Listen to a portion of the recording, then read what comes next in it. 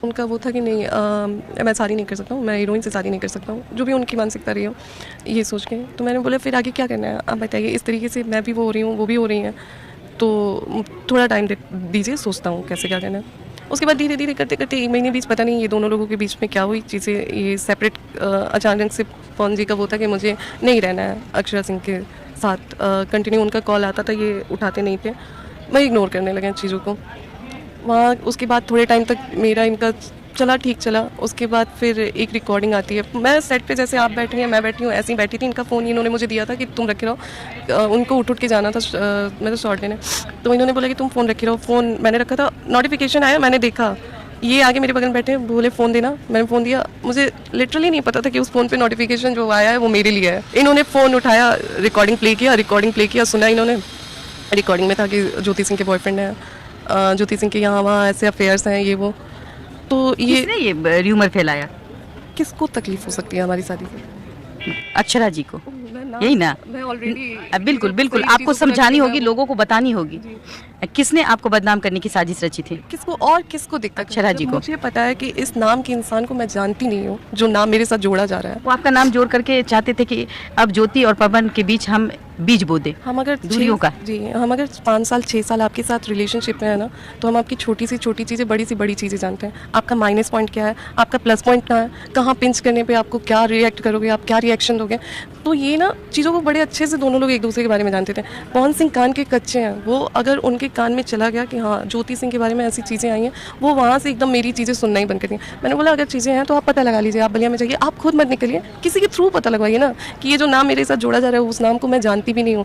मैंने अपने माँ बाप की कसम खाई, भगवान की कसम खाया, भाई की कसम खाई कि जिसकी कसम मंदिर में ले चल के कसम खिलवा लीजिए, इस नाम के इंसान को मैं जानती तक नहीं हूँ जो मेरे साथ जोड़ा जा रहा है। बाकी आप अगर चाहें तो आपका 2 मिनट का काम है, आप पता लगवा सकते हैं, आप लगवा लीजिए। उनका था कि आपने पैर भी पकड़े होंगे। जी, मैं बहुत रोई थी उस टाइम, क्योंकि मुझे समझ में नहीं आ रहा था कि आपको बेवजह ब्लेम किया जा रहा है। फिर चीज़ों को लेके डेली डेली इस चीज़ को टॉर्चर, आपकी ये है, आपके वो है, ऐसे मतलब है। उनके दिमाग में अब वो घुस चुका था कि मेरी पत्नी का किसी के साथ चक्कर हो गया। जी, तो मैं आपकी ये है वो है ऐसे है, कैसे कोई नाम जोड़ दिया, अगर नाम जुड़ा है तो चीज़ें हुई होंगी, बिना आग का धुआं नहीं उठता। मैंने बोला धुआं को बुझाया भी जाता है। तहकीकात होनी चाहिए, जानकारी लेनी चाहिए कि मेरी पत्नी सच में है या किसी कोई हमारे रिश्ते पर कहीं ना कहीं हमारे रिश्ते को खराब करने की कोशिश हो रही है। जी बिल्कुल, ये समझदारी चीज़ें की कमी दिखी यहाँ। ये चीज़ें मैंने बोली कि आप पता लगवाइए ऐसे वैसे। बाबा बोले ठीक है आ जाओ घर, यहाँ से मैं फ़ोन करके समझाता हूँ। लास्ट लॉकडाउन में ये आए हुए थे, मेरे घर पे रहे थे, और बहुत लोग बोलते हैं कि लॉकडाउन में आए थे मुझे ले जाने के लिए, नहीं ऐसा नहीं हुआ था। लॉकडाउन में ये आए थे और मैंने बोला इनको कि ठीक है जब चीज़ें बिगड़ेंगी, हो गई हैं तो होना तो है ही, जब तक नहीं होती है तब तक ले चलिए, क्योंकि यहाँ के लोग बातें बना रहे हैं और मेरे लिए रहना आसान नहीं है यहाँ पे। जिस दिन फाइल कर दीजिएगा उस दिन पहुँचा दीजिएगा मुझे मेरे घर पे। तो इनका था कि जब रहना ही नहीं है साथ में तो अब जाके क्या करोगे, ये चीज़ें हुई थी। मैंने बोला ठीक है अब नहीं, बस वहाँ से एकदम बातचीत हमारी बंद हो गई। ना मैंने इनको कॉल किया ना इन्होंने मुझे कॉल किया। आग लगाने का काम अक्षरा ने इनकी ज़िंदगी में बखूबी किया। उनके पिताजी कहते हैं आप अपनी बेटी को संभाल लेते तो शायद आज एक बेटी का घर बस जाता।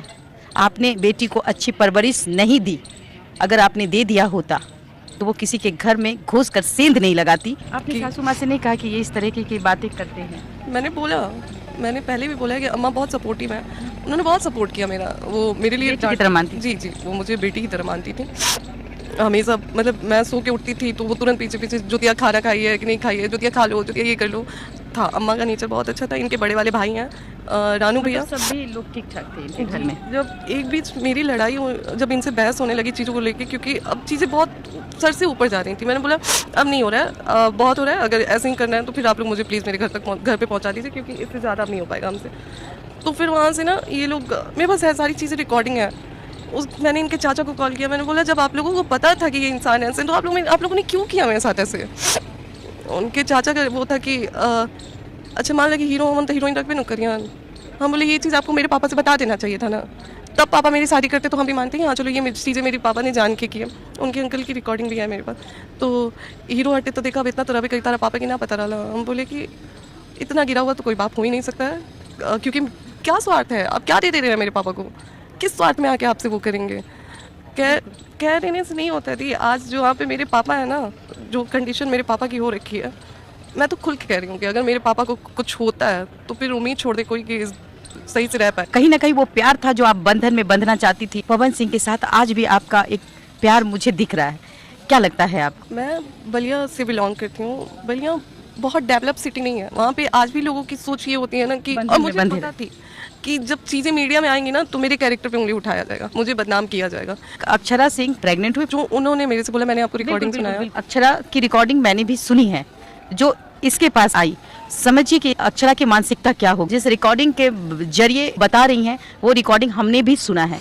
तो जाहिर सी बात है कि एक लड़की जिसको पता ही नहीं है कि उसके पति का किसी के साथ अफेयर है, और वो जब कॉल उठाती है तो अक्षरा वो अचानक से कहते हैं तुम्हारा प्यार मैं हूँ, भाई मैं हूँ, सब कुछ हूँ, मैंने ये किया, मैंने वो किया। सोचिएगा कि एक आम लड़की, एक आम दुल्हन कैसे रिएक्ट करेगी। ये तब भी चुप थी और ये आज भी चुप ही है, आज भी अपने पति का इंतजार कर रही है। फिर आप डिवोर्स कैसे दे रही हैं, क्यों दे रही हैं?